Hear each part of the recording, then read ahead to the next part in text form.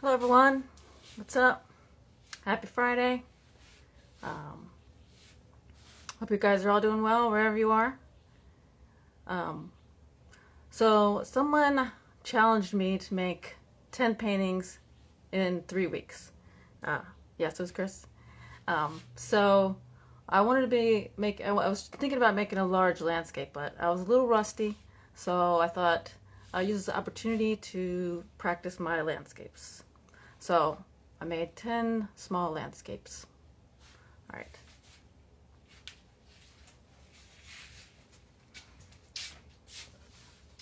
So this is my first one.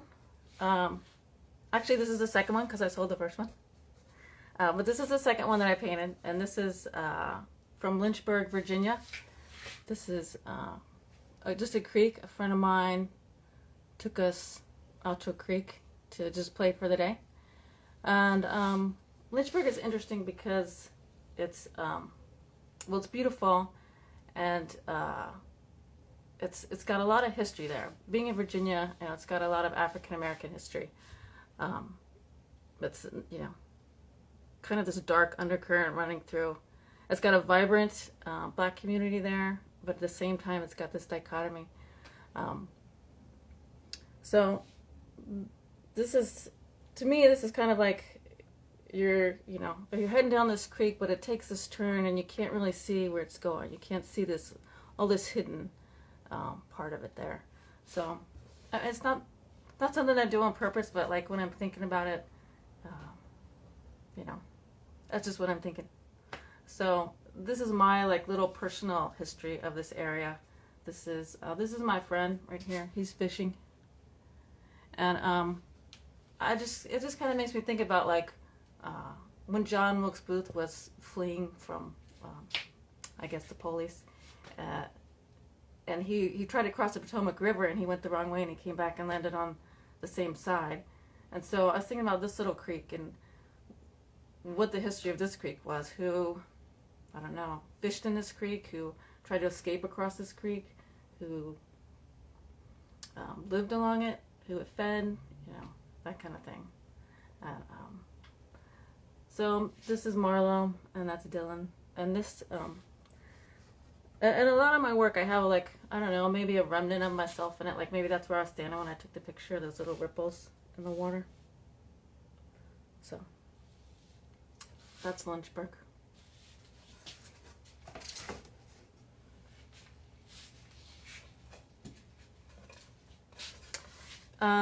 This little painting is of Oklahoma. So I drove through Oklahoma twice this year. And the first time I drove through from Colorado, and it was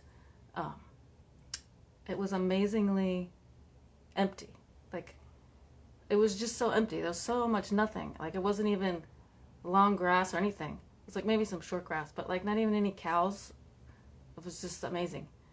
And the second time I drove through, it was through like maybe more the northern section, I think.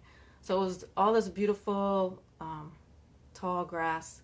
And I don't know what it's about Oklahoma. Maybe because it's not broken up into farms and grids and corn and whatever, but it just has this more of a wild feeling than some other of the plain states. And so this is the campground where we stayed, and it was actually built by the CCC, which you guys all know is New Deal, FDR's program to employ young people hit by the Depression. And what I learned this time was that, I don't know if you've ever seen any CCC like built stuff, but it's always like amazingly well built. It's beautiful, it's well designed, it's still there. But they actually employed a lot of big name architects to come in and design a lot of these things, which is why they're so good. And so, like I said, this is our campground, and for me, when I paint a landscape, it's I kind of it's not just looking at the landscape. I like to have the feeling that you're actually there in the landscape. So there's like the foreground with like you're standing right there, and then it kind of then there's the background where you're kind of looking out into it. And this was like right before sunset on that day.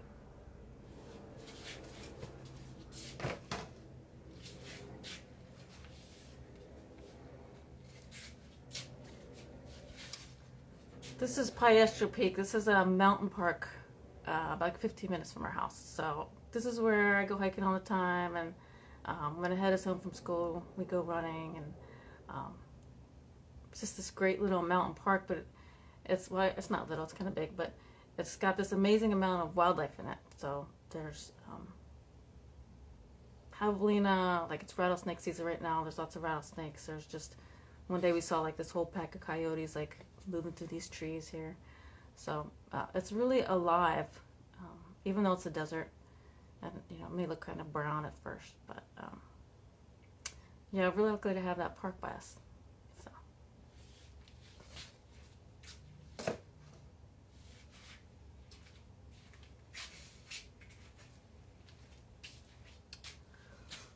This one is Payson or Pine, up on the rim. It's about maybe an hour and a half north of us. So this is where we go hiking when it's 150 in the desert. And so this day was just, since it's a couple hours away, we always seem to get there like right before a thunderstorm. And so there was so much thunder. Like there wasn't any lightning, but there was so much thunder this day. And it was really kind of cool. So this is my painting, that's thunder. And again, trying to get all these greens to work. There's a lot of green. There's a lot of green in this. And so trying to make them look like it's not all the same green was sort of a challenge. But I think it worked out all right.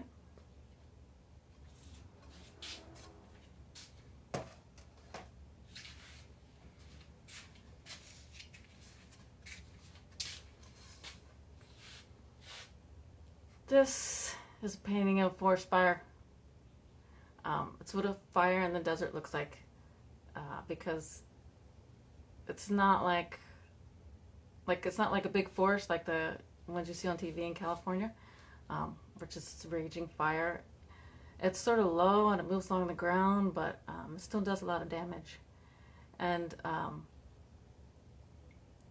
so this one kind of reminds me sort of, it's like a metaphor for climate change, where you don't really see it. There's all this horrific, thing that's happening, but you don't really see. It's not that easy to recognize. So, and then it was a little too idyllic looking. So I put these patterns. This is a stencil that I made, and I put that on there just to kind of give it a little more feeling of that it is close to us. It's not something that's happening somewhere else. It's happening everywhere. And so this is actually spray paint, which is I've never done before. And that kind of felt a little interesting to be spray painting on top of my oil painting. And then, I don't know if you can see it, I colored pencil on it. Maybe you could see that one better.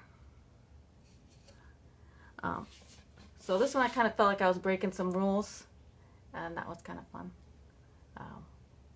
But yeah, desert forest fire. And if you guys want to buy any of these, there's a link in my bio, or you can DM me, or I don't think it's on my website, but yeah, click the link in the bio.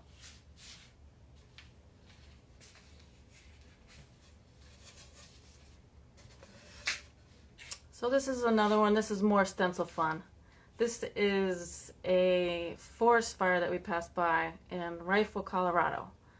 And again, like we didn't, I mean, there's all this smoke everywhere, but a lot of this was like rock out front, so it's hard to see what's burning. It's hard to see what's going on, other than the smoke. And this is another stencil that I created. I've been working on patterns, making patterns recently, and putting a few of those into my paintings in a different kind of way. This is more spray paint, which was, I don't know, I feel like I could keep going with the spray paint. It's a, I don't know, I feel like kind of a skater painter, It's fun.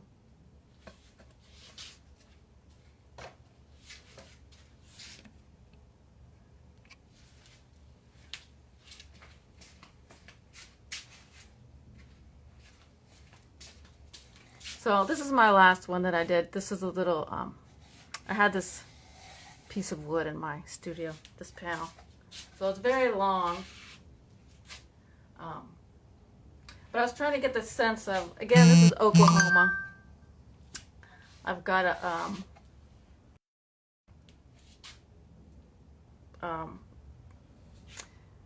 this feeling of when you're in Oklahoma, it's just so wide and it's so big. And I don't know if you ever drive like from the east to the west, like people from the east, it's in the big sky and all that. It's just this amazing free feeling, and more so in Oklahoma because it is, like I said, there's no farms. Well, there is, but not here. It's more historic. Like this is an old fort, and I think the grass maybe makes it feel wilder than the corn, and so this was just a big, wide, wild landscape. And this one also, I had another stencil that I made that I overlaid on top of it. I've been reading some Robin Wall Kimmerer, and she talks about land as identity, like the place where you live affects who you are. Land as shared responsibility, where we live there, we got to take care of it, we got to think about it. And lastly, land is home. And so I put this sort of wallpaper pattern on there because I was thinking about that, like how it's, even though I don't live here, like when you're driving across the country, it's kind of like your country, it is your home. And so having that feeling of, you got to take care of it. You got to fix things when they get broken, or you can't let it get too bad. So that was the kind of the idea. And just, feeling like it's important. All right. Oh, so that's all I have today. Thank you guys for joining, and I'll see you next time. Like I said, if you need to, talk about any of these or you want to buy any of them, DM me or click the link in my bio. Thanks. Bye-bye.